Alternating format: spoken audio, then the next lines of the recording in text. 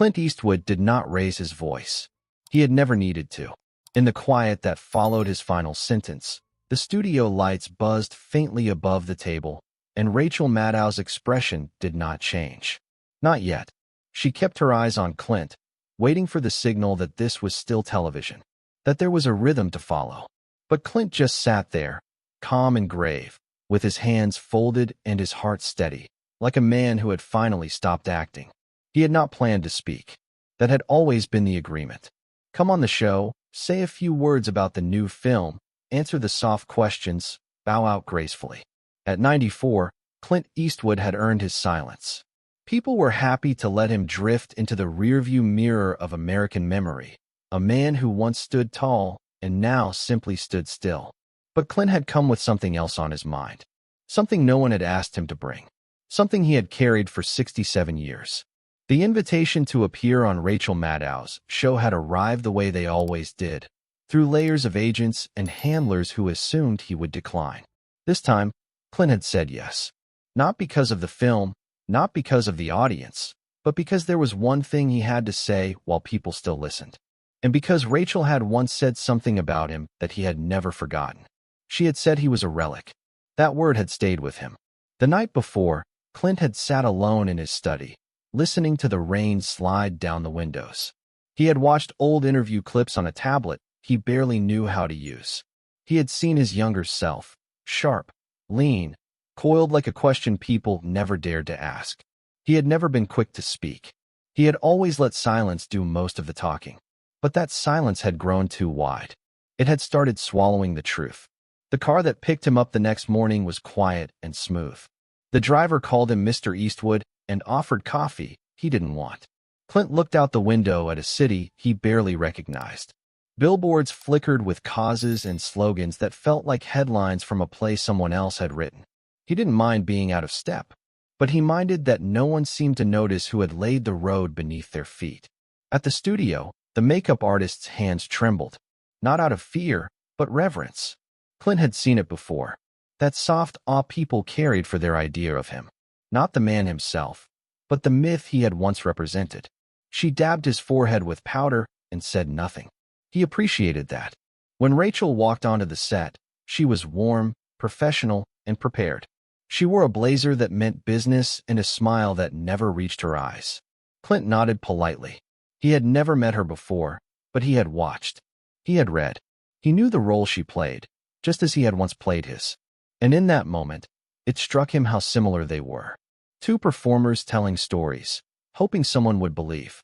The first few questions went as expected. They talked about the film. They talked about legacy. Rachel asked about politics, lightly, carefully, like a child testing the heat of water. Clint gave her nothing. Not yet. But then she said something that unlocked the door he had kept bolted for decades. She said, "Do you think America still understands the kind of strength you once stood for?" Clint looked at her, and the silence stretched between them. Rachel smiled, thinking he was searching for a witty reply. But Clint was not searching. He had already found it. He said, "Strength isn't what you say when the camera's on. Strength is what you carry when no one sees you falling." Rachel tilted her head, intrigued. "And what have you been carrying, Clint?" The air in the studio changed. Not enough for the viewers to notice, but enough for the crew to go still.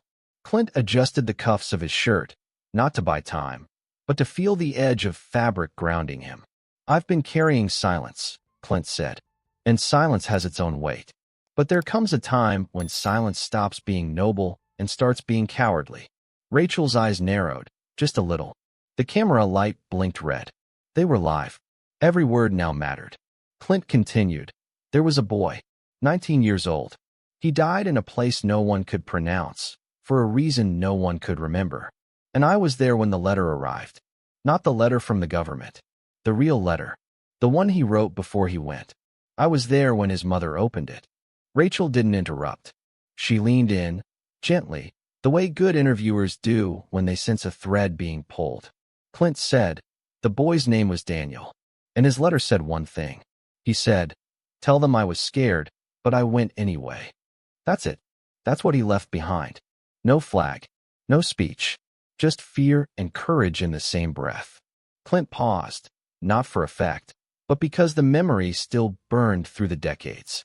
I was the one who told her he wouldn't be coming home. Not the officer. Not the government. Me. Because I knew him. Because I made him believe in something that wasn't true. Rachel finally spoke. What wasn't true? Clint turned to her, and for the first time that morning, he looked directly into her eyes. That there was honor in dying quietly. And in that moment, Rachel Maddow understood. This wasn't an interview. This was a confession. And for the first time in her long career, she did not know how to guide it. Clint leaned forward, his voice low, unwavering. You call me a relic. And maybe I am. But relics remember what the monuments forget. The blood, the lies, the way we turned boys into symbols and symbols into slogans. You sit at that desk and speak about truth like it's a thing that fits in headlines. But truth isn't loud. It's not sharp. It doesn't trend. Truth is soft. Truth is Daniel. And Daniel is dead. No one interrupted him. No one told him to stop. Because deep down, they all knew this was not about Clint Eastwood anymore. It was about the silence they had all inherited, and the weight they had refused to carry.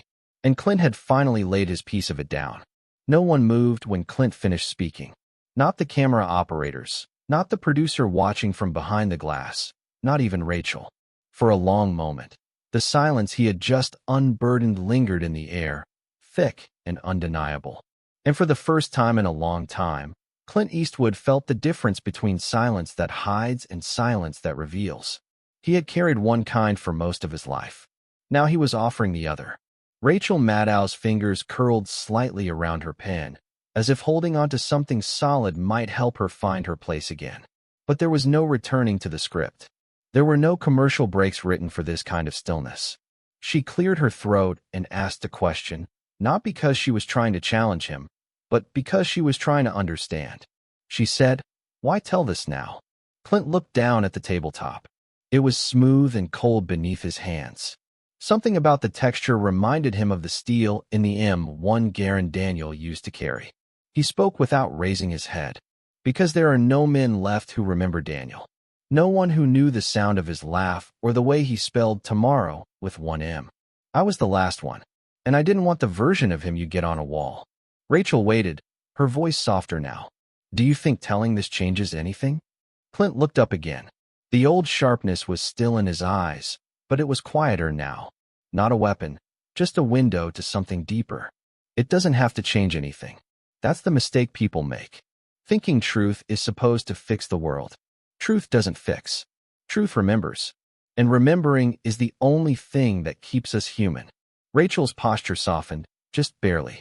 Her voice, trained to steer chaos, tried to bring the conversation back towards something the audience could follow. She said, "So what do you want people to remember, Clint?" Clint answered with the kind of clarity that doesn't come from certainty, but from age. "I want them to remember that people are not stories. That boys like Daniel didn't go because they were brave. They went because they were told to. And we don't get to polish that into patriotism just because the ending makes us uncomfortable." A producer signaled from the other side of the glass, but Rachel didn't respond. She stayed in the space Clint had carved open, uncertain if stepping out would mean losing something she didn't know how to hold on to. And then Clint said the thing he had not told anyone in 70 years. He said, "I made a film once. It was a war picture. I said yes to the script because it was clean. It had a beginning, middle, and end. It made the killing look hard, but necessary. I thought I was being honest. I thought I was showing the cost. But I watched it again last week, and I saw Daniel's face in one of the extras. Not literally, but something about the way the kid stood. The way he hesitated before running into the shot. That hesitation wasn't in the script.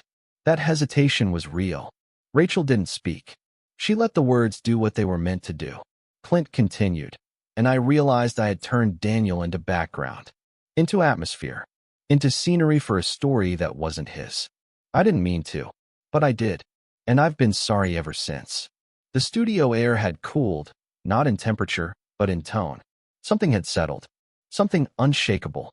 Clint wasn't accusing anyone. He wasn't absolving himself either. He was simply naming the thing they all felt, but rarely admitted. Rachel's voice was barely above a whisper. "You think you owe him?" Clint nodded. "I know I do." Rachel sat back, unsure whether the interview was still happening or if something older had taken its place. Clint looked toward the camera, not out of habit, but with intention. He said, "To anyone watching, I don't want your sympathy. I'm not telling this for applause. I'm telling it because silence doesn't keep the dead alive. Speaking does. Remembering does. And if this is the only thing I do right in my last years on Earth, then let it be this." No music played. No graphics cut in. The show ended not with a sign-off, but with stillness. The kind of stillness that lives in hospital waiting rooms and folded flags. Afterward, Rachel sat alone in the makeup room. Her producer had asked if she was all right, and she had nodded. But the truth was, she wasn't sure. Something in her had shifted. Not because she agreed with everything Clint had said, but because she had seen what truth looked like when it was finally spoken by someone who had waited too long. And outside, in the cold morning light, Clint Eastwood stood without his coat, letting the wind move through him. Not because he didn't feel the chill, but because for the first time in a long time, he felt clean. He had told the story he wasn't supposed to tell, and no one had stopped him. The next day, everything was louder. Not in the streets, not in Clint Eastwood's house, but in the places where people mistake noise for meaning. On the news panels, in the comment sections, on the morning broadcasts that were concerned like makeup. Clint's words had traveled faster than he ever could have imagined. And just like every other fragile truth that made it into the light, it was now being shaped by people who had not earned it. Rachel Maddow did not respond. She did not post. She did not tweet. She simply sat in her office with her phone turned off and the blinds drawn, listening to the sound of her own heartbeat in a room that had never felt this still. She had interviewed senators and whistleblowers. She had spoken across tables from people who lied so skillfully it looked like service. But this had been something else. Clint had not come with talking points. Clint had come to give something away. What unsettled Rachel most was not what Clint had said. It was the fact that she had no idea how to argue with it. There had been no angle, no debate, no political tether to pull apart. Just a man at the end of his life speaking with the weight of all the things he had never said before. Meanwhile, Clint was in his garden. He was not online. He did not own a television. He sat beneath a crooked lemon tree with a notebook and a cup of lukewarm tea, watching two squirrels argue over a fallen orange. He had lived long enough to know that storms pass quickly when you stop giving them something to chase. But part of him also knew that this would be different. Because what he said had not been about politics.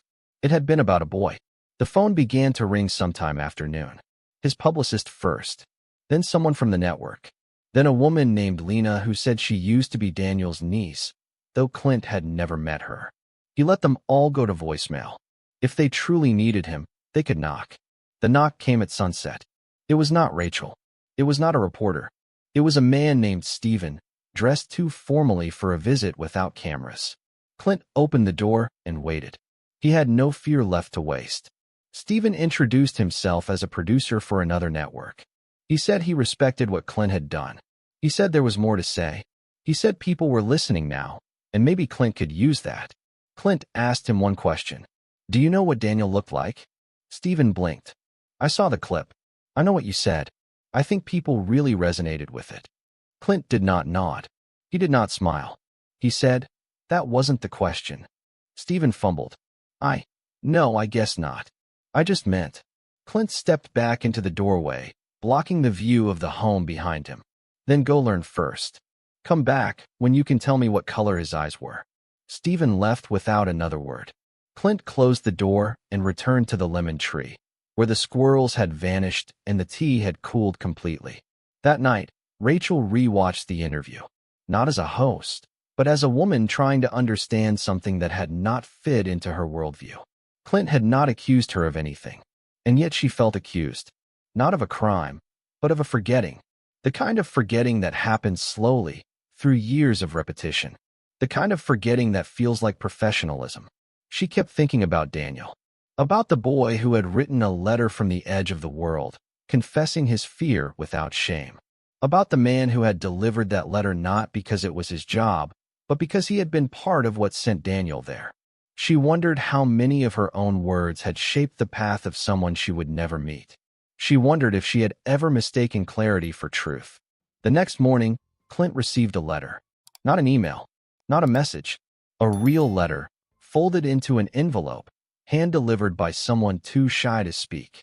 It was from a woman named Marisol. She had been Daniel's high school sweetheart. The letter was short. It said only this: "You remembered him. That means he gets to live again. Thank you." Clint held the paper in his hands for a long time. Not because he didn't know what to do with it, but because for the first time since that day in 1958, he felt less alone in the remembering. And across the country, in a quiet office behind the lights of a studio that never slept, Rachel opened a blank document on her computer. Not for a show, not for a headline, just for herself. At the top, she typed one sentence: "What do we owe the ones we speak about but never truly see?" Then she sat back, stared at the question, and waited for something honest to arrive. The calls did not stop. They came from all sides now.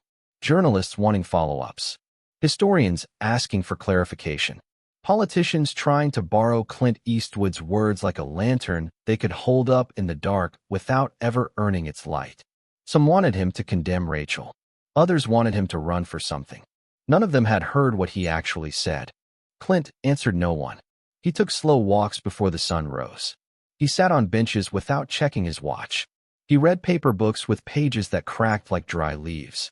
He watched people talk on screens inside diners and airport bars, all repeating versions of his voice until none of it sounded like him anymore. And in the back of his mind, the boy was always there. Not as a ghost, not as guilt, just as Daniel. Just as someone who had once laughed at the way Clint tripped stepping off a truck bed. Daniel had been soft-spoken. He was not the kind of young man anyone would write a war about. His hands shook when he lit cigarettes. He always took the middle seat in every room. He had never kissed a girl before he shipped out. And when the bullet found him, it did not know that he had memorized every line from a love poem he never got to send. Clint had once told himself that Daniel would want the honor. That Daniel would have been proud to be remembered in marble. But time had scraped that comfort away. Now Clint knew that Daniel would have traded every medal in the world for one more hour under a tree with someone who saw him fully and loved him anyway. A letter arrived that week from a boy in Georgia, 16 years old, his handwriting unsure. He wrote, "I didn't know about any of this. I just thought war was what men did when they had to. But now I think maybe we should ask what happens after the doing is done. Thanks for making me wonder." Clint folded the letter neatly and placed it inside a drawer next to the only photo he still had of Daniel. The photo had been taken the day they enlisted. Daniel was squinting into the sun, his hair falling across his forehead. Clint had written the date on the back in pencil that had started to fade. He had looked at that photo for years without seeing what was missing. Only now did he realize. Daniel was scared in that photo. Not terrified, not broken. Just quietly aware that something was about to be asked of him that might cost more than he could afford. And Clint had stood beside him, believing that courage meant pretending otherwise.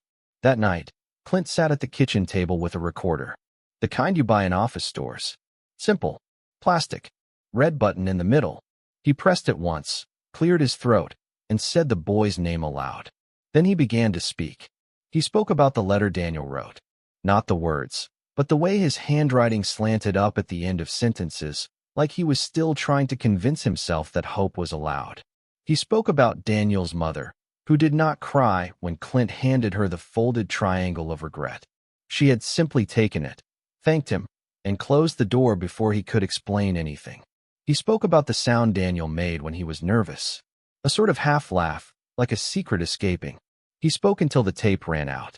Then he sat in the dark, alone again, and let the silence be what it was. Not a punishment, not a stage, just a room without echoes. The next morning, the mail brought a small envelope. No return address. Inside was a folded card and a single sentence written in steady, deliberate script. It said, "Truth doesn't go viral. It goes quiet, then stays." Clint placed the card beside the letter from Marisol and the boy from Georgia. There was no joy in it, but there was something else. Something steady, something real. And in another part of the country, Rachel walked through a museum by herself. She had come without cameras, without staff, just her and the walls. She stopped in front of a photograph she had seen before but never truly noticed. A young soldier, helmet crooked, smile uneven, eyes hollow. There was no caption, no date, but Rachel looked at him, and this time she did not try to understand. She just remembered. A week passed, then another.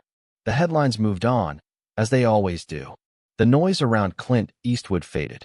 The video clip was still online, still reshared in smaller and smaller ripples, but the world had found new arguments to shout over. And that suited Clint just fine. He had not spoken to be remembered. He had spoken so that someone else would not be forgotten.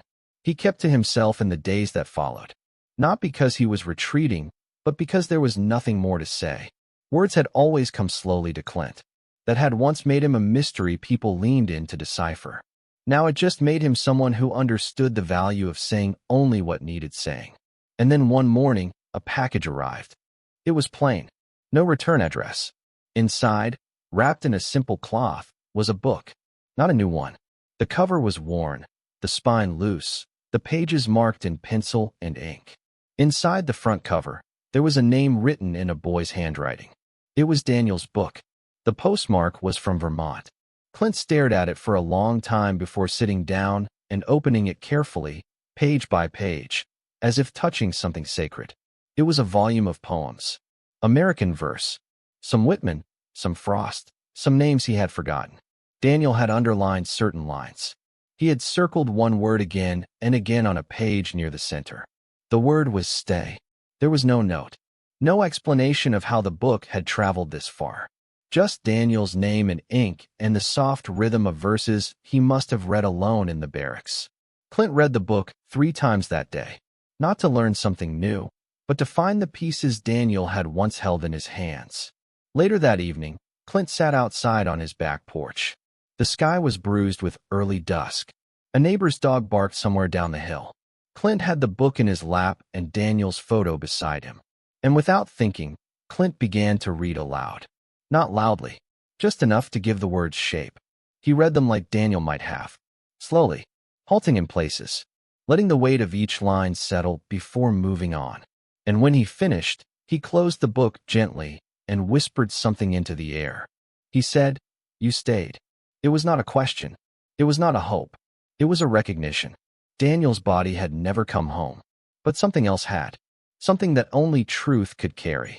That same night, Rachel received an email from a woman named Eleanor. The message was short. It said, "My brother died in 1967. I've never heard a journalist let someone talk like that before. You didn't rush him. You didn't interrupt. You just let him speak. That meant something to me." Rachel closed her laptop and sat quietly in her apartment. She had not spoken publicly since the interview. Not because she was afraid, but because something in her had changed, and she did not know how to speak from this new place yet. She looked around her living room, surrounded by books and awards and years of polished thought. But all she could hear was Clint's voice, steady and quiet, naming things she had never learned to see. She walked to her bookshelf and pulled out a journal she had not opened in years. Inside were handwritten notes from her early days in the field, back when she believed reporting was about truth, not angle. She ran her fingers over the pages, tracing the words as if they belonged to someone she had lost. And then she began to write again. Not for a show, not for the world, just for the part of herself that had remembered what silence could hold. Clint Eastwood had stopped expecting visitors. At his age, most people came to say goodbye, or to ask for a photo they could post later with a caption about legacy. But on a quiet Thursday morning, a woman stood at his front gate holding a small bouquet of white asters and a manila folder pressed flat against her chest. She said her name was Lena. She said she was Daniel's niece. Clint did not speak right away. He just opened the gate and stepped aside to let her in. Lena was in her 30s. Her eyes were the same gray as Daniel's. Her posture was careful but not afraid. She followed Clint to the porch and sat in the chair across from his, holding the flowers like something she didn't quite know how to give. "I wasn't sure if I should come," she said. "But my dad used to say you were the only one who ever told the truth about what happened, even before you said it out loud." Clint nodded. He did not ask which of Daniel's brothers was her father. It didn't matter. The bloodlines had already done their weaving. What mattered now was that someone else had come to remember. Lena opened the folder and slid a photograph across the table. It was Daniel, maybe 17, standing beside a mailbox with a sheepish smile. He was holding a letter high over his head like it was a trophy. The sky behind him was empty. No clouds. No war. I found it in a box of old things, Lena said. He'd written my grandmother before he left. Told her he finally got accepted into a poetry workshop in Chicago. He said he wasn't sure if he'd be able to go, but he'd try. That was the same week he enlisted. Clint stared at the photo for a long time. He could still hear Daniel's voice and the way his smile curved at the edge. He was always reaching for something softer, Clint said, even when we were pretending to be made of steel. Lena placed the flowers on the table, then sat back and folded her hands. I watched your interview, she said. I was angry at first. I thought maybe you were using him. You know, to say something about yourself. But then you said his name. And not just once. You kept saying it. Like it mattered. Clint did not defend himself. He did not explain. Lena leaned forward, her voice steady now. We've been quiet for too long. Our family. Everyone talks about the service. About the medal. About the folded flag. But no one talks about the letter he left behind. We keep it in a drawer. Like it's too sharp to touch. Clint looked up. Do you have it? Lena hesitated. Then she nodded. I brought a copy. She opened the folder again and handed him a single typed page. The original was too fragile, she said. This was enough. Clint took it and read silently. His eyes moved slow, but there was no weakness in his focus. Tell them I was scared, but I went anyway. That line was still there. But there was more now. There was a part Clint had never seen. A paragraph near the end. It read, if someone asks, tell them not to make me a statue. Tell them not to use my name to sell movies or speeches or flags. Tell them I wanted to come home and write poems about the way trees move in the wind. If they remember anything, let it be the part of me that was trying to stay soft in a hard place. Clint placed the letter down on the table and closed his eyes. Not because he was tired, but because something inside him had finally found stillness. Lena stood to leave. She did not ask for a photo. She did not linger. She simply said, thank you for remembering him the way he asked to be remembered. After she left, Clint sat alone with the letter and the photo and the flowers. And then he did something he had not done in years. He wrote. Not a script. Not a memoir. Just a letter. He addressed it to Daniel. He began with the words, I thought I understood you. I was wrong. And for the next hour, Clint Eastwood wrote like a man who had been given permission to feel everything he had once been told to silence. Clint Eastwood folded the letter carefully. His hands, once steady enough to fire a rifle at 1,000 yards, trembled slightly as he slid it into an envelope. He did not address it. He did not seal it. He simply placed it on the windowsill beside Daniel's photo, letting the morning light rest on both as if it knew what they meant. He didn't expect anything to happen. Not now. He had spoken, and the world had done what it always does. It had flinched, then twisted, then moved on. But something in Clint had remained still. And in that stillness, he found clarity. He had not changed the world. He had not broken through the noise. He had done something smaller, and maybe something harder. He had stopped pretending. That same morning, across the city, Rachel sat in a recording studio with no camera crew and no live feed. Just a microphone and a quiet technician who didn't ask questions. She had asked the network for one favor. To give her 10 minutes without format.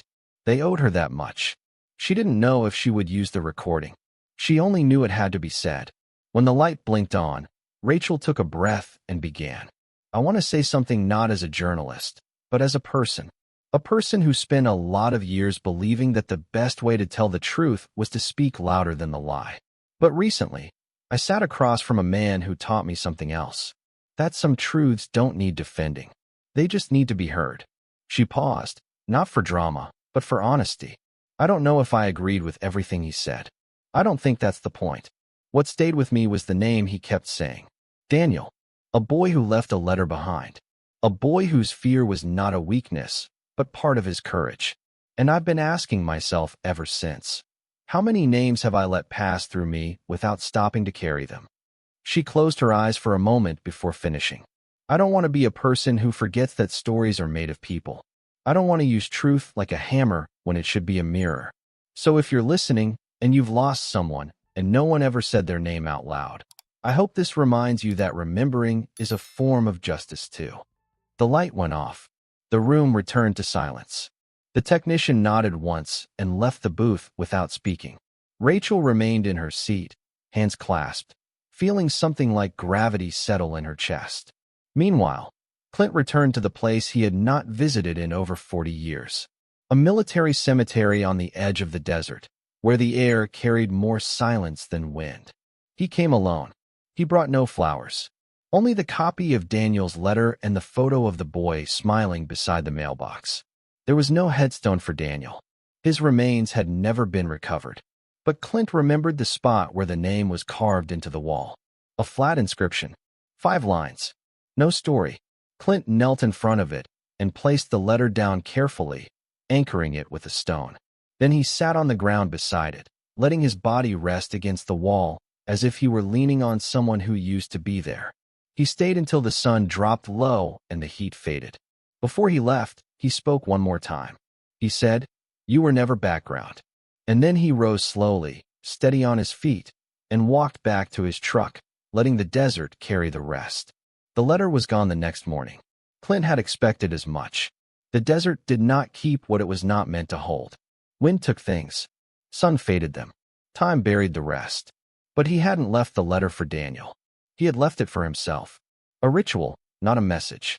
A way of saying aloud the things he had hidden in the corners of his chest for longer than most men get to live. He returned home to find a box on his porch. Inside was a single object wrapped in brown paper and sealed with twine. No note. Just a return label from a name he recognized but hadn't seen in 50 years. The box contained a reel of 16mm film. Unlabeled. Blank canister. Clint held it in his hands like it was something alive. He found his old projector in the attic, buried beneath years of disuse and dust. The reel clicked into place with a sound that echoed like memory. He turned off the lights and watched as the wall came alive with footage he had forgotten ever existed. It was old Army training footage, filmed by one of the boys in their unit with a borrowed camera. Most of it was grainy. Marches, drills, men laughing too loudly. But in the middle of the reel, there was Daniel. Not staged. Not posing, just walking across a field with a book in his hand. Clint leaned closer. The book had a green cover. He knew the shape of it. It was the poetry book, the same one Lena had given him. Daniel stopped in the footage, looked at the camera, not smiling, just present, aware that he was being seen. Then he turned and sat beneath a tree, opened the book, and read silently, lips moving. The reel ended before he looked up again. Clint sat in the dark long after the screen went blank. He had always believed that memory faded like smoke. But now he saw that some things waited. Buried, yes, but patient. And when the time was right, they returned not to haunt, but to remind. The next day, Rachel received a letter. Real paper, neatly folded. No return address, but the handwriting was unmistakable. It read, "You didn't interrupt. You didn't steer. You let it land. That's more than most ever do. Whatever comes next, let it be honest. That's all we can offer now." It wasn't signed. It didn't need to be. Rachel folded it once and placed it inside a book she kept by her bedside. Not a news text. Not a biography. A novel about a man who forgot how to feel, then found his way back by telling the truth, one memory at a time. That night, Rachel went on air again. For the first time since the interview, she felt nervous. Not about what she would say, but about how easily she used to say things without ever feeling them in her bones. She began her segment without the usual rhythm. She said, "Sometimes you sit across from someone and you realize you've been speaking in circles while they've been walking in a straight line. That happened to me recently, and it's made me rethink how I use this space. Not to talk louder, but to listen longer." She didn't mention Clint by name. She didn't need to. The audience knew. The moment had lived beyond the interview. And far away, Clint stood by his lemon tree watching a pair of crows build a nest on the roof of his shed. He sipped his tea and thought about how long it had taken him to say something true without trying to make it sound brave. He thought about Daniel reading beneath that tree. He thought about the soft edges of things most people rush past. And for the first time in decades, Clint Eastwood did not feel like a relic. He felt like a witness. Spring came late that year. The trees along the ridge behind Clint's home bloomed slower than usual, as if the ground needed extra time to remember how to bring things back. The air was cool and dry. The sky stayed clear for days at a time, as if weather itself had grown quiet, listening. Clint spent most of his days in the garden. He worked with his hands more now, not because he had to, but because there was something sacred about touching things that grew. There was no audience in the dirt, no legacy, just the quiet work of care, pulling weeds, turning soil, making space for things that would outlive him. He had started planting white asters along the path leading to his back porch. They had been Lena's flowers. She hadn't known what they meant when she brought them, but Clint had looked it up later. Asters meant remembrance. He planted them in rows. Rachel had changed too, though she didn't speak of it directly. The change showed up in her pauses, in the way she asked questions, in the way she stopped looking for conclusions and started looking for weight. She had started writing again. Not scripts, not show segments, private essays, reflections, fragments of understanding gathered like stones in her pocket. One of her pieces had quietly gone viral, not because it was loud, but because it was honest. She had written about silence, about what it meant to listen to someone at the end of their life speak about a boy who never got to live one, about how easily we talk past the dead when we think we're telling the truth. It ended with a question. What do we owe to the ones we outlive? She hadn't named Clint. She hadn't needed to. The truth had a shape now, and people could recognize it without a headline. Clint never read the article, but someone printed it and mailed it to him anyway. No message, just the article, folded gently, with the date underlined in pen. He placed it in the drawer beside Daniel's photo and the letter Lena had given him, not to collect things, but to keep them together. Some evenings, he would sit by the window and open that drawer, not out of grief, but as ritual. He would unfold the photo, reread the letter, touch the edge of the poetry book, and then close the drawer again, slowly, like placing a child to bed. He didn't call Rachel. She didn't reach out either. There was nothing left to explain. What had passed between them was complete, not in the way media completes a story, but in the way people do, when silence holds. That spring, a university professor asked to use Clint's interview in a class on journalism ethics. Another teacher requested permission to show it in a class on memory and narrative. Clint declined both. He wrote back, politely, saying, "Let the story belong to Daniel, not to curriculum." He wasn't angry. He simply understood the risk of turning a real boy into a lesson. Late one afternoon, he received a letter from a woman in Montana. Her son had enlisted the year before. He wasn't home. She didn't know if he would come back. The letter read, "I used to want him to come back proud. Now I just want him to come back whole. I think I had that backward until I heard what you said." Clint sat with that line for a long time. He folded the letter and placed it in the drawer. He looked out the window, where the white asters had begun to bloom. And then he said Daniel's name aloud. Once. Softly. Not because he needed to say it, but because it deserved to be heard. The white asters bloomed into June. Their petals were thin and pale, almost translucent in the morning sun. Clint Eastwood checked them each day, brushing the dust from their stems with the back of his hand. He spoke to them sometimes, not out loud, but in the quiet language of care, the kind of conversation that needed no words, just presence. He had aged differently since the interview. Not faster, not slower, just clearer. The weight behind his eyes had shifted. He still walked with the same careful gait, still wore the same flannel shirts, and kept his house in the same quiet order. But something in him had opened, and stayed open. One morning, a letter came addressed to Mr. Eastwood, guardian of memory. There was no return name, only a rural Idaho address and a stamp that looked hand-placed. The letter was written in careful script. It told the story of a brother who had disappeared into war and had come home changed. It told of silence at dinner tables, of parents who never asked, of nights when the brother stood in the hallway, whispering the name of someone none of them knew. The final lines read, "We never spoke about who he lost over there. But after your interview, he finally said a name. He said, 'We had a Daniel too.' And then he cried. First time in 30 years. I just wanted you to know, Your Daniel gave someone else permission to remember theirs. Clint placed the letter with the others. He no longer counted them. He no longer asked what they meant. They were not evidence. They were echoes. And every one of them was proof that silence, when broken with care, could ripple outward without breaking anything else. That night, he sat on the porch beneath a sky so clear it looked hollow. The wind moved slowly through the trees, and the house behind him was lit only by a single lamp over the kitchen sink. He held the poetry book in his lap and Daniel's photo in one hand. He did not speak. He did not need to. He let the air carry what it could. In New York, Rachel walked home from the studio without checking her phone. She had stopped reading headlines about the interview weeks ago. Something in her had shifted too. Not her politics, not her principles, just her posture toward them. She no longer spoke as if urgency was always a virtue. She had learned to leave space around her sentences. Not for doubt, but for weight. Her newest broadcast ended with a poem. No explanation, no citation, just a simple reading of words Daniel had once underlined in the book he carried to war. I am the grass. Let me work. She said the line once, then went quiet. And in that quiet, something old was laid to rest. Not a person, not a war, but the idea that remembrance was too soft to matter. Clint sat on his porch until the moon rose high.